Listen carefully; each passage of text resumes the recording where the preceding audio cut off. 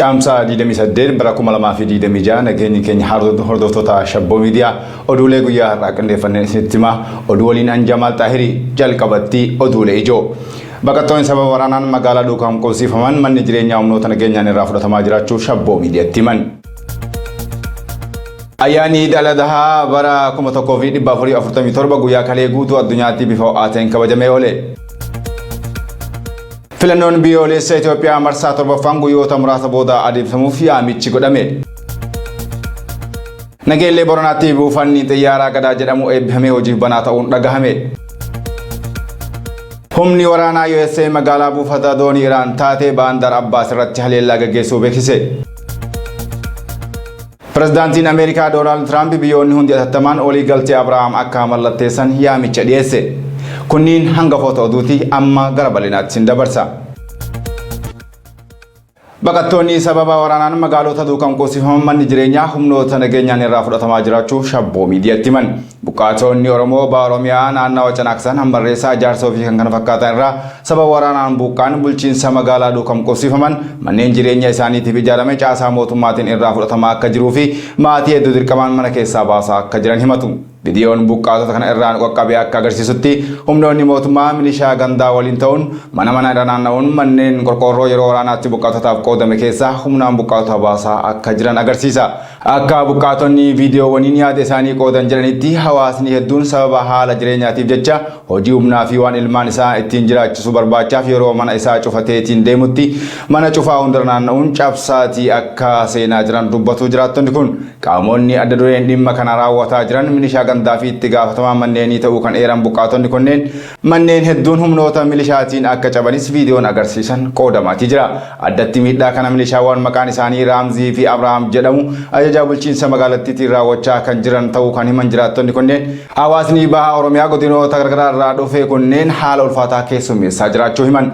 Rakkoon kunis dafee yoo furmaata argachuu baate gaaga'ama jabaa waan qaqqabsiisuuf mootummaan dhimma kanatti furmaata ariifataa akka nuuf godhu jechuun gaafataniiti jiru.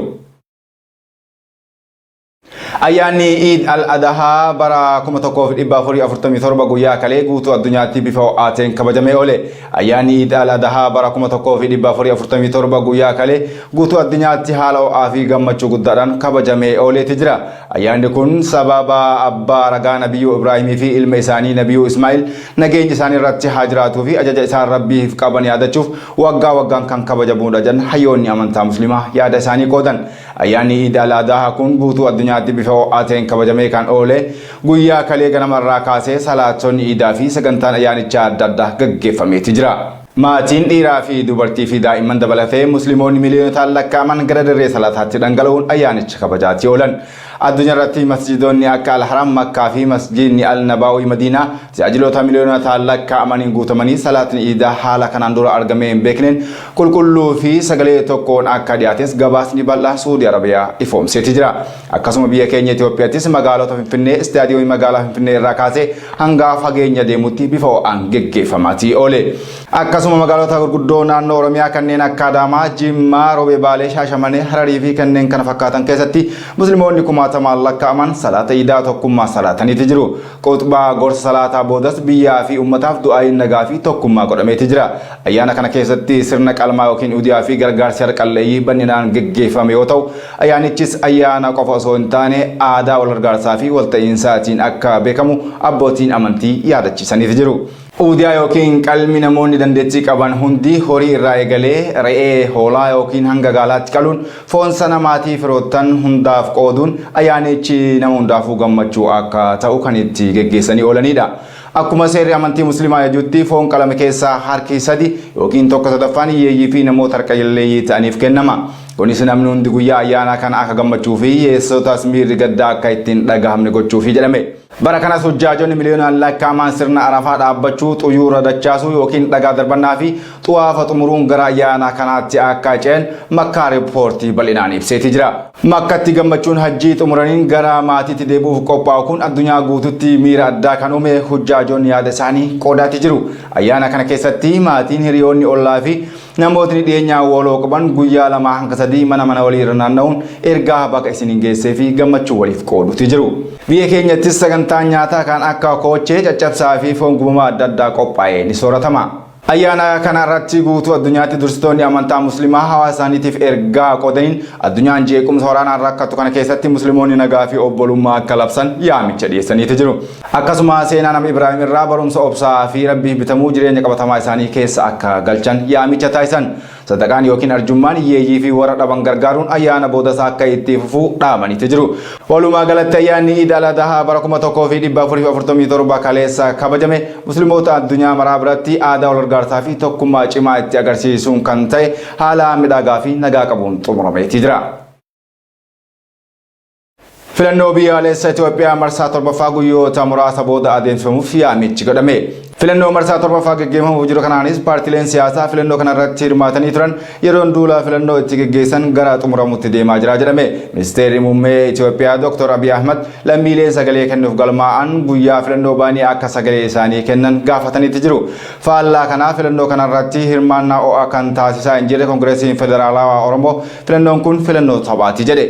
Addi bilisummaa Oromoo ammoo paartiilee filannoo kanarratti hirmaannaa ho'aa jedhamu taasisaa jiran keessatti hirmatamu. Akka boordiin filannoo biyyaalessaa beeksisetti lammiileen miiliyoona 50 ol ta'an filachuuf galmaa'aniiti jiru. Paartiileen lakkoofsaan 10 ta'anis ni dorgomu jedhame. Paartiileen siyaasaa hedduun rakkoo nageenyaa fi dirreen siyaasaa dhiphachuu komachuudhaan dorgommii kana keessaa of baasan. Ministeerri muummee Abiy Ahmed garuu filannoo yeroo kamuu caalaa wayyoo qabu akkaataa itti dubbatan. Filannoo kana irratti magaalota Oromiyaa muraasatti duula filannoo gaggeessaa kan jiru ABO'n naannolee Itoophiyaa garaagaraa keessatti dorgomuuf yaala akka ture ibse. Sagalee argachuun injifannoo qofaaf osoo hin taane uummata Oromoo kutaalee Oromiyaa biyya keessa jiran hundumaatu sagalee akka qabaatan akka qabsa'an taasisuudha jedhan qondaalli ABO obbo Lammii Gammachuu. Mootummaan Itoophiyaa yeroo ammaa aangoorra jiru mormii uummataa fi dargaggootaatiin aangootti dhufee jedhan. Dargaggeessi biyya kana keessatti mootummaa hin qabu rakkoo jedhabdummaa fi walxaxaa keessa jiru jedhan obbo Lammii Gammachuu.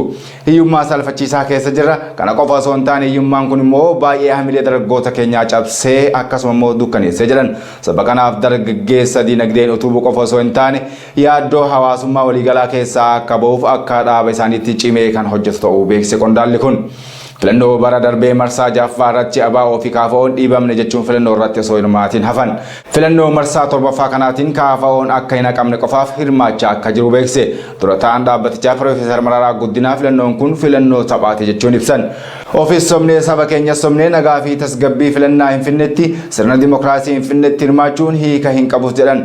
Achi keessa gallee tiyaatira hojjechuu hin barbaannu kuni soba guddaadha jedhan Profeesar Mararaa Guddinaa. Dhaabni Koongireesii Federaalaa Oromoo kaadhimamtoota filannoo kanaaf dhiyeessuu fi kana dura garuu kumaa akka dhiyeessaa ture dubbata.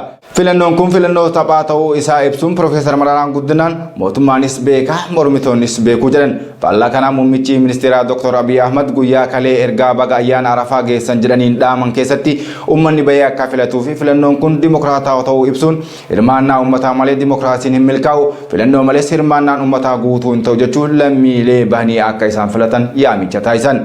Muummichi ministeeraa Dr. Abiy Ahmed filannoon baranaa sirna ijaarsa biyyaa kan bu'uura itti godhuudha yoo jedhan paartiileen morkattoota ammoo kun filannoo osoo hin taane tapha ijoolleeti jechuun ibsu irratti argamu.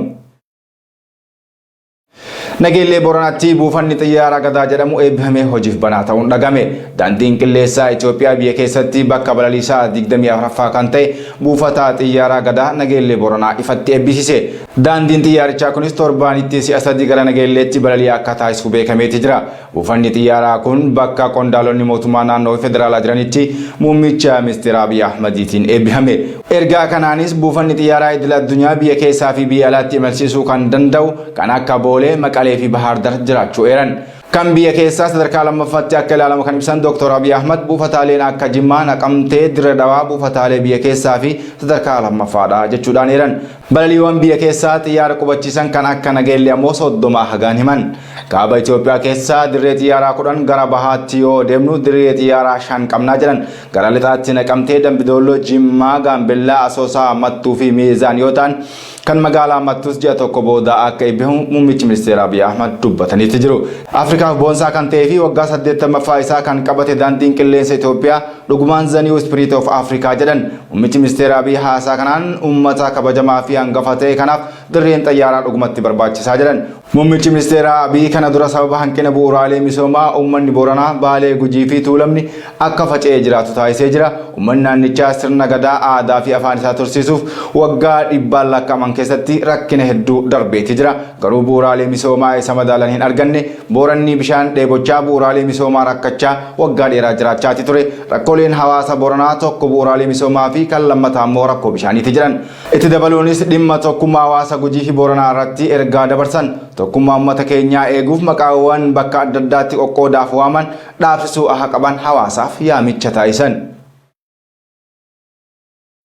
Oduu Baargamaatiin ammoo humni waraanaa USA magaalaa buufata doonii Iraan taate Baandar Abbaas irratti haleellaa geggeessuu beekse. Ajajni giddugaleessaa USA buufata waraanaa irratti xiyyeeffachuun haleellaa geggeessuu ibsuun dirooniiwwan 4 Iraan irraa dhukaafaman erga rukuteen booda diroonii 5ffaan dhukaafamuu fi yeroo jedhutti bakka dirooniin irraa dhukaafamu haleeluu beekse. Miidiyaaleen Iraanis magaalaa Baandar Abbaas keessatti sagaleen dhoo'insaa dhagamuu beeksan. Haleellaan kun guyyaa 3 keessatti si'a lammaffaa kan geggeeffame yoo ta'u yeroo mariin biyyoota lamaan gidduutti geggeeffamu jirutti kan raawwatamedha. USA haleellaa kana waliigaltee dhukaasa dhaabuu cabsuu qofa osoo hin taane of ittisuuf qofa akka ta'etti ibsiti. Iraan ammoo haleellaa kana waliigaltee dhukaasa dhaabuu kan cabseedha jechuun himatti. Ajajni giddugala USA tarkaanfii waraana kana haleellaa murtaa'aa of ittisuudhaaf qofa geggeeffame jechuun waliigaltee dhukaasa dhaabuu kabajaa akka jiru beeksise. Dhiyeenya waliigaltee waraana USA fi Iraan giddu seentummaa Paakistaanii fi Imireetota Arabaatiin gara waliigalteetti dhufaa jira jedhamee abdiin eegamus haleellaan Ameerikaan buufata waraanaa Iraan irratti marsaa lammaffaaf raawwatte kun marii araaraa kana gufachiisuu akka maluuf sodaatamu irratti argama. Torbee kana mariin araaraa kun bifa gaarii qabaachaa jiraachuu kan ibsaa jirtu Ameerikaan haleellaa kana ammoo haleellaa waliigaltee araaraa cabsuu osoo hin taane haleellaa of ittisuu jechuun ibsuu irratti argamti. Oduma keenya Baargamaa fi xumuraatiin pirezidaantiin Ameerikaa Doonaald Tiraamp biyyoonni hundi atattamaan waliigaltee Abrahaam akka mallatteessan yaamicha dhiyeessan. Kunis Iraan waliigalteen akka raawwattu mijeessuu akka ta'e ibsa. Waliigalteen Abrahaam waliigalteewwan garagaraa Israa'elii fi biyyoota Arabaa baay'ee gidduu hariiroo dippiloomaasii fooyyessuu fi gara marsaa jalqabaa pirezidaantummaa Tiraamp bara 2020tti kan mallattaa'edha. Tiraamp barreeffama miidiyaa hawaasaa isaanii Truth Social irratti barreessaniin biyyoonni hundi waliigaltee kana akka mallatteessan gaafatan. Iraan ana waliin waliigaltee ishee yoo raawwatte akka pirezidaantii United States of Americaatti qaama qindoomina addunyaa keessatti isaan qabachuu kabajaa jedhan. Tiraamp kana kan barreessan erga dureewwan Suudii Arabiyaa, United Arab Emirates, Qatar, Pakistan, Turkii, Joordaanii fi Baareen waliin bilbilaan mari'atan booda akka ta'es beekameeti jira. Biyyoota kanneen keessaa muraasni waliigaltee kana mallatteessaniiti jiru. Ammatti biyyi ifatti as baatee yaada kana mormite Pakistan qofa. Ministeerri ittisaa Pakistan Kawaaja Asiif biyyi isaanii ilaalchota bu'uuraa biyya isaanii waliin walitti bu'uu mallatteessitu jedhan. Dabaluunis Israa'eliin amanamtuu jechuun akeekkachiisan. Sababni isaa haleellaan Israa'el Gaazaa keessatti raawwattee hariiroo dippiloomaasii kanaa walxaxaa akka ta'u taasise jetti biyyi Pakistan. Akka ministeerri fayyaa Gaazaa ibsetti Israa'el Gaazaa keessatti duula waraanaa erga eegaltee namoonni 72,300 ol ajjeefamaniiti jiru. Waliigaltee Abrahaam kan adda durummaa pirezidaantii Doonaald Tiraampiin hojiirra oole kana biyyi jalqaba mallatteessite United Arab Emirates fi Baareen ta'uunis beekameeti jira. Bara 2020 ministeerri muummee Israa'el karoora kana carraa jaarraa kana jechuun ibsuun Filisteemota waliin raawwachuu bu'uuratti akka fayyadu dubbatan. Pirezidaantiin Filisteen Mahmud Abbaas immoo karoora kana mormuun kaballaa jaarraa kanaati jechuun ibsan. Waliigalteen kun hooggansa Iraaniin balaaleffatameeti jira. Dhimmi gaafii beekamtii biyyummaa Filisteen dhimma ijoo Israa'elii fi biyyoota Arabaa wal dhabsiisedha. Waliigalteen Abrahaam ejjennoo bara dheeraa biyyoonni Arabaa Israa'el waliin hariiroo kan tolfannu yoo Filisteen walabummaa argatte qofa kan jedhu cinatti kan dhiibee ta'us beekameeti jira. Dhimma walabummaa Filisteen irratti pirezidaantiin United Arab Emirates Sheikh Mohammed bin Zayed akka jedhanitti Israa'el waliin kan waliigalan haal duree Israa'el lafa bal'aa West Baankii akka hin to'anne jechuun qofa kan ta'e himuun bara 2020 ammoo aangoonni Israa'el akka tilmaamanitti daldalli United Arab Emirates waliin qaban waggoota muraasa keessatti waggaa waggaan doolaara biiliyoona 4 ni gaha jedhame. Akka rakaa biiroo istaatiksii giddugaleessa Israa'elitti daldalli Israa'elii fi biyyoota waliigaltee Abrahaam mallatteessan bara 2023 keessaa doolaara biiliyoona 4 caalu addeesse. United Arab Emirates waliigalteen kun hariiroo daldalaa fi waraana ishee akka cimsattu ishee gargaaree jira jedhame. United Arab Emirates fi Baareen biyyoota addunyaa seektara teknooloojii ammayyaa qaban keessaa tokko kan taate Israa'el waliin ifatti daldaluu ibsite. Haleellaan Hamaas Israa'el irratti raawwattee fi Israa'el Gaazaa keessatti ceetee haleellaa banuun hariiroo dippiloomaasii giddugaleessa bahaa keessatti jijjiirama walxaxaa fidee waliigalteen Abrahaam ammoo jijjiirama haaraa fi dhiibbaa hin eegamne ta'uu akka malu xiinxaltoonni lafa kaa'uu irratti argamu. Egaa hordoftoota Shabboo Miidiyaa kabajamoo oduuleen guyyaa har'aaf qindeeffanne kan hangammaa isinitti himne ture qophiileen Shabboo Miidiyaa biroon itti fufuu yeroo gaarii qabaadhaa nagaatti.